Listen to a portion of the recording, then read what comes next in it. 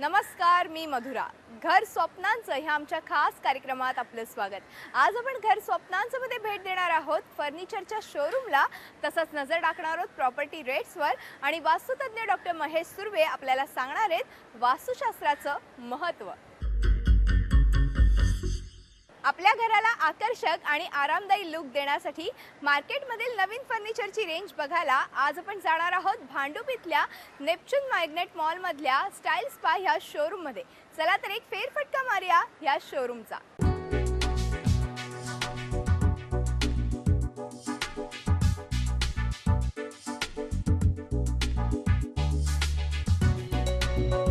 आजकालच्या मॉडर्न युगामध्ये आपल्या घरालाही मॉडर्न टच द्यायचा असेल तर मार्केटमध्ये काय काय व्हरायटी अवेलेबल आहे हेच पाहण्यासाठी आपण आलो आहोत ते स्टाईल स्पा ह्या फर्निचर शोरूममध्ये. चला तर पाहूया ह्या शोरूममध्ये काय सोफ्याची व्हरायटी आपल्याला बघायला मिळते. आपण बघतोय सध्या ट्रेंड आहे तो ज्यूट मटेरियलचा आणि ज्यूटमध्ये खास करून कलर बघितले गेले तर ऑफ व्हाईट, ब्लॅक आणि व्हाईट हे कलर्स अवेलेबल असतात. आणि आपण बघूया की कशा पद्धतीने अजून वेगवेगळे इथे सोफाज आहेत आणि ह्या सोफामध्ये वेगवेगळी व्हरायटी आणि वेगवेगळे कलर्स कॉम्बिनेशन तुम्हाला दिले जातात.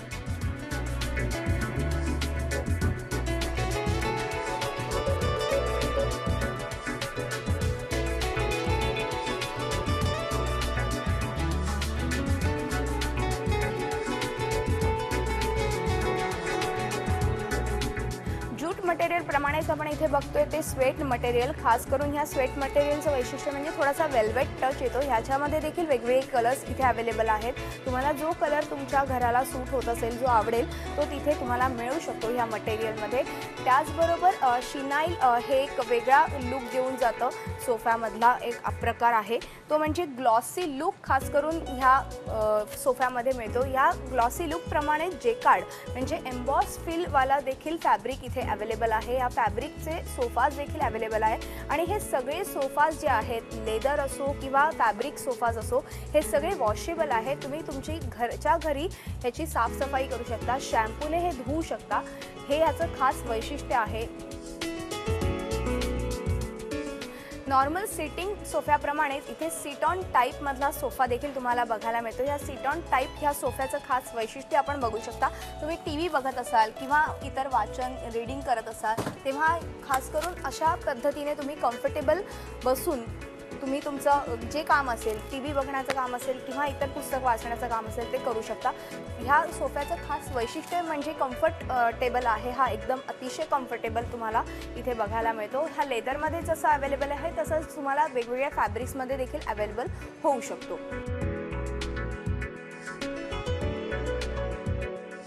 सोफा सेटची व्हरायटी बघितल्यानंतर आता आपण बघूया डायनिंग टेबल्सची व्हरायटी. डायनिंग एरियामध्ये काय काय आपण ठेवू शकतो, कुठल्या प्रकारचे डायनिंग टेबल्स ठेवू शकतो. इथे आपण बघतोय ते रबर वूड म्हणजे एक नॅचरल वूडचं डायनिंग टेबल. ह्या ठिकाणी आपण 4 चेअर्सच्या ऐवजी 6 चेअर्सही ठेवू शकतो.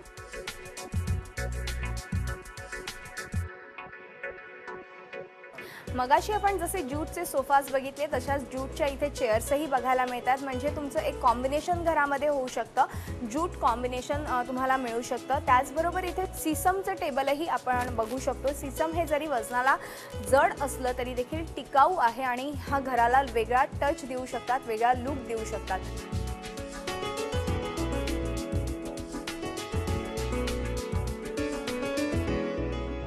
तसंच ह्या शोरूममध्ये आपण आता बघणार आहोत मॉड्युलर किचनची काय रेंज आहे ती. सध्या आपण बघतोय की हे जे मटेरियल ह्यांनी वापरलेलं आहे ते कोरियन मटेरियल आहे. त्याचबरोबर इथे हॉब्स देखील तिथे त्यांनी दिलेले आहेत.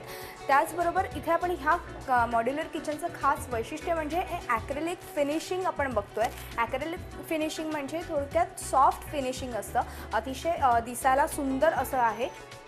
तसंच आपण हे जे बघतोय हे जे ड्रॉवर्स आहेत, ट्रॉली आहे, ते अतिशय सॉफ्टली क्लोज आणि ओपन होऊ शकतात. कुठेही आवाज येत नाही. भरपूर स्पेस इथे दिलेली आहे. तुम्हाला तुमच्या आवडीनुसार किंवा तुमच्या गरजेनुसार तुम्हाला कस्टमाइज किचन तुमचं मॉड्युलर किचन बनवता येऊ शकतं.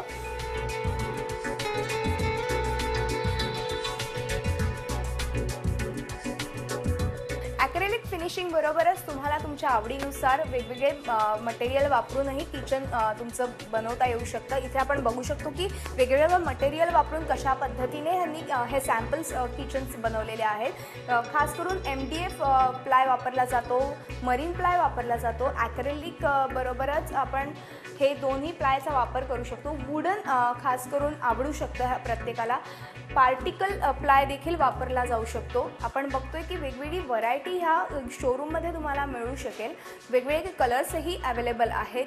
ज्याची आवड जशी असेल त्याप्रमाणे कलर्स इथे आपल्याला मिळू शकतात आणि तुम्ही तुमचं किचन बनवून घेऊ शकता तुमच्या आवडीनुसार.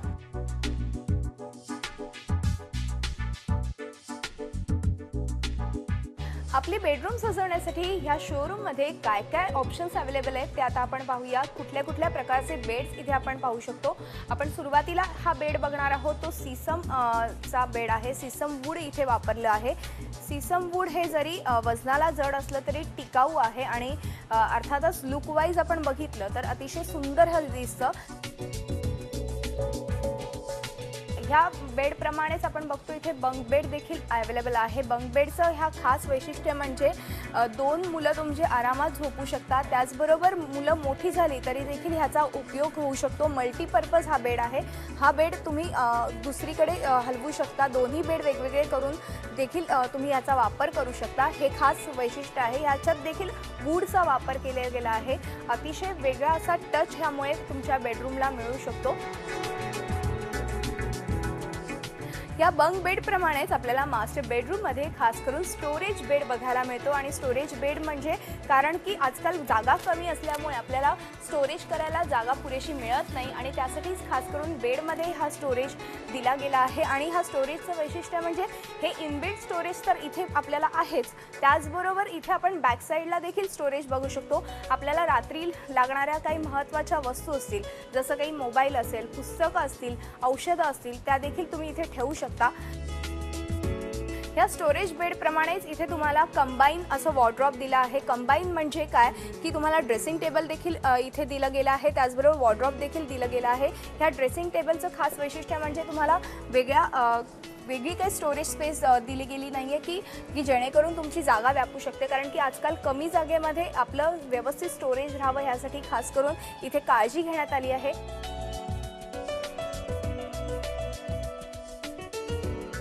हे वॉर्डरोब 2 डोअरचं आहे आणि इथे व्यवस्थित स्पेस तुम्हाला मिळते की व्यवस्थित तुमचे कपडे राहू शकतात. त्याचबरोबर हँगर्सलाही कपडे तुम्ही लावू शकता. तसंच इथे ड्रॉवर देखील दिलं गेलं आहे की जेणेकरून तुम्ही तुमच्या महत्त्वाच्या वस्तू देखील या ड्रॉवरमध्ये ठेवू शकता. त्याचबरोबर ह्या ड्रेसिंग टेबलचं वैशिष्ट्य म्हणजे ह्या ड्रेसिंग टेबलमध्ये पाठीमागच्या बाजूला तुम्हाला स्टोरेज दिलं आहे. त्यामुळे तुम्हाला कमीत कमी जागेमध्ये तुमचं सगळं सामान व्यवस्थित राहू शकतं. तसंच इथे एक टेबलही देण्यात आला आहे की जेणेकरून हे टेबल तुम्ही पुढे करून तुमचा मेकअप करू शकतात. ह्या टेबलमध्ये खास वैशिष्ट्य म्हणजे ह्या टेबलमध्ये तुम्ही स्टोरेजही करू शकता. इतर काही तुमच्या न लागणाऱ्या वस्तू आहेत त्या ह्या स्टोरेजमध्ये ठेवू शकता आणि कमीत कमी जागेमध्ये तुमचं हे वॉर्डरोब होऊ शकतं. तसंच हे 1 डोअरचे वॉर्डरोब आहे त्याचं वैशिष्ट्य म्हणजे जसे तुम्ही शर्ट्स हँगरला लावू शकता तसंच ट्राउझर्सही इथे हँगिंग करू ठेवू शकता.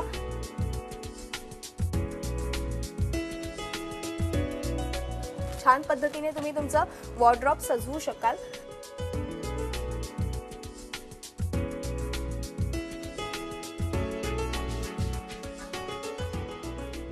स्टाईल स्पा ह्या फर्निचर शोरूमच्या नावाप्रमाणेच आम्ही तुम्हाला स्टायलिश आणि कम्फर्टेबल अशी फर्निचरची व्हरायटी दाखवली जी तुम्हाला तुमचं घर सजवताना नक्कीच उपयोगी ठरू शकेल.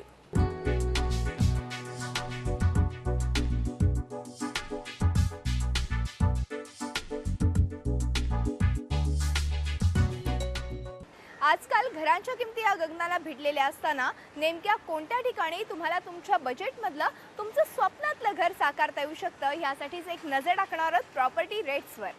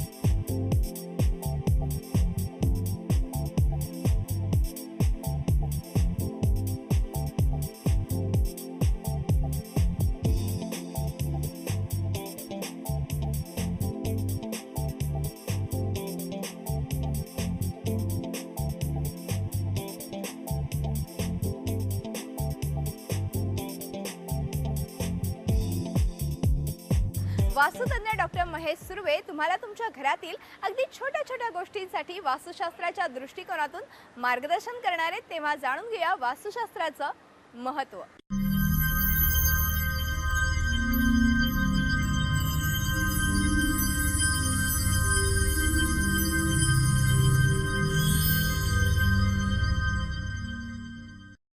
नमस्कार। गेल्या आपण कार्यक्रमात पाहिलं होतं की ईशान्य आणि पूर्वमध्ये शौचालय असेल किंवा बाथरूम असेल तर काय परिणाम होतात। आता आपण पाहणार आहोत की पूर्व आग्नेय किंवा दक्षिण आग्नेय या आग्नेय कोपऱ्यात जर शौचालय असेल तर काय परिणाम होणार आहेत। ही जी दिशा आहे ही शुक्राची दिशा आहे किंवा तारुण्याची दिशा। तरुणाई इथे बिघडते। इथे जर शौचालय असेल तर आपण बऱ्याच घरांमध्ये पाहतो की मुलं इतकी सुंदर असतात, शिकलेली असतात, तरी देखील त्यांची लग्न होत नसतात किंवा लग्न जमण्यास त्यांना भरपूर त्रास होत असतो। किंवा बऱ्याच घरांमध्ये पाहतो की कुठलेही रिपोर्ट्स म्हणजे त्यांचे जे काही फिजिकल रिपोर्ट्स असतात हे अगदी अप टू डेट असतात, तरी ते त्या कपल्सला किंवा जोडप्यांना मुलं होताना त्रास असतो किंवा मुलं होत नसतात, हे देखील आपण पाहतो। तर शुक्र कोपऱ्याचं शौचालय असेल तर स्त्रियांची आजारपणं जी असतात ही जास्त पाहावयास मिळतात। स्त्रियांचा कर्करोग म्हणा, स्त्रियांना स्तनांचा कर्करोग म्हणा, अशी बरीचशी प्रकारचे जे रोग असतात किंवा आपण म्हणतो की शुक्रापासून जे होणारे जे काही रोग असतात हे देखील इथे पाहावयास मिळतात। या कोपऱ्यात जर शौचालय असेल तर स्त्री पुरुषांची भांडणं किंवा त्यांचं न जमणं हे देखील पाहावयास मिळतात। त्या घरांमध्ये रोजच्या कटकटी म्हणा किंवा वाद म्हणा हे देखील पाहावयास मिळतात। इथे शौचालय असेल तर तरुणाई बिघडू शकते। तरुणाई बिघडू शकते म्हणजे जी तरुण मुलं वयात आलेली असतात ही वाममार्गाला जाऊ शकतात किंवा त्यांना कुठली तरी व्यसनं म्हणा, व्यसनाधीन होता किंवा कुठल्याही प्रेमात पडल्यानंतर त्यांना जो होणारा पश्चाताप आहे तो देखील होऊ शकतो। किंवा इथे जर शौचालय असेल तर लग्न जमल्यास डायव्होर्सचे प्रमाण देखील असतात, हे देखील पाहावयास मिळतात। मग हा शौचालय जरी तुमच्या माहेरी असेल आणि त्याचा त्रास सासरी गेलेल्या मुलीला देखील होऊ शकतो, हे देखील प्रेक्षकांनी लक्षात घ्यावे। त्यानंतर आपण पाहणार आहोत की दक्षिण मध्यावर जर शौचालय असेल तर त्याचे काय परिणाम होतात। दक्षिण मध्यावर शौचालय हे सगळ्यात उत्तम असं मानण्यात आलेलं आहे, कारण जेव्हा सूर्य पूर्वेकडून दक्षिणेकडे असा फिरत येतो तेव्हा त्याची जी दक्षिणेकडे मध्यावर आलेली जी किरणं असतात ही फार प्रखर असतात, त्यामुळे ते जी जंतू असतात हे मारले जातात आणि त्यामुळे प्रादुर्भाव हा कमी होतो। दक्षिण मध्यावर जर शौचालय असेल परंतु एक काळजी घ्यावी, त्याचं ड्रेनेज आग्नेयेला नसावं किंवा नैऋत्येला नसावं। त्याचं ड्रेनेज जी टाकी आहे ही बरोबर दक्षिणेच्या मध्यावर असावी। त्यानंतर आपण पाहणार आहोत की नैऋत्य दिशेत जर शौचालय असेल तर काय होतं। नैऋत्य दिशेत जर शौचालय असेल तर राहू केतू हे जे असतात हे ॲक्टिव्ह होतात आणि त्याचा सर्वात जास्त त्रास हा घरमालकास होतो। बऱ्याच घरांमध्ये आपण पाहतो किंवा आता नवीन बांधकामामध्ये की इंग्रजी पद्धतीचे जे काही शौचालय असतात कमोड्स ते देण्यात येतात, परंतु मी म्हणतो की भारतीय पद्धतीचे जे काही शौचालय आहेत किंवा बसण्याचे शौचालय ते वापरावेत, कारण त्यामागे एक शास्त्रीकरण आहे। जेव्हा आपण भारतीय पद्धतीने शौचास जातो तेव्हा आपली जे आतडे असतात हे जास्त कार्यक्षम होतात आणि शौचास व्यवस्थित होते, त्यामुळे आपली जी तब्येत असते शारीरिक तब्येत ती देखील व्यवस्थित होते। परंतु हेच इंग्लिश पद्धतीचे जे कमोड्स असतात त्यात होऊ शकत नाही, त्यामुळे हे जास्तीत जास्त बसवण्याचे टाळावेत असं मला वाटते। आणि अजून एक काळजी घ्यावी की आपलं तोंड उत्तरेस किंवा पूर्वेस होईल शौचास बसताना, हे देखील लक्षात घ्यावे। त्यामुळे काय होणार की सकाळीच आपण हे निगेटिव्हिटी जे येणं हे किंवा उच्च विचार करणं हे देखील प्रत्येक व्यक्ती शक्य होईल आणि त्यामुळे आपला संपूर्ण दिवस व्यवस्थित जाईल, ह्याची आपण काळजी घ्यावी। आता पुढच्या कार्यक्रमात आपण पाहणार आहोत की पश्चिम मध्य, वायव्य आणि उत्तर दिशेत जर शौचालय असेल त्याचे काय भयानक परिणाम आपल्या घरात होऊ शकतात किंवा आर्थिक त्रास होऊ शकतात। कारण उत्तर ही धनकोची दिशा समजली जाते आणि ह्या दिशेत जर शौचालय असेल तर आर्थिकरित्या कसा डामडोल बिघडतो घरातला, हे देखील आपण पाहणार आहोत। नैऋत्य दिशेत आपला शौचालय नसेल तरी एक काळजी घ्यावी की त्याची जी ड्रेनेजची टाकी असेल किंवा आउटलेट हे या कोपऱ्यात असू नये, कारण नैऋत्येच खड्डा जर खणला गेला असेल किंवा टाकी असेल तर या माणसाला आयुष्यात उभं राहणं फार कठीण आहे किंवा तो माणूस खड्ड्यात जातो असं म्हटलं जातं। तरी आपण पुढच्या कार्यक्रमात पाहणार आहोत की पश्चिमेस किंवा वायव्येस आणि उत्तर मध्यावर जर शौचालय किंवा बाथरूम असतील तर त्या घरामध्ये काय परिणाम होतात। जास्त करून या दिशेचं शौचालय असेल तर जास्त आर्थिक घडामोडींचा जो काही डामडौल असतो घरामध्ये तो बिघडतो. आणि हेच आपण पुढच्या कार्यक्रमात पाहणार आहोत. तोपर्यंत नमस्कार.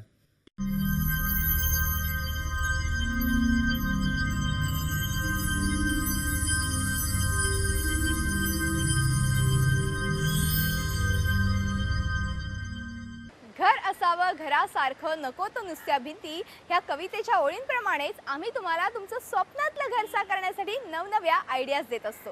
पुढच्या आठवड्यातही अशाच काही कल्पना आम्ही तुमच्यासाठी घेऊन येणार आहोत. पण आता वेळ आली आहे ती तुमचा निरोप घेण्याची. तेव्हा ताज्या घडामोडींसाठी पाहत राहा झी 24 तास. नमस्कार. झी 24 तास रहा एक पाऊल पुढे.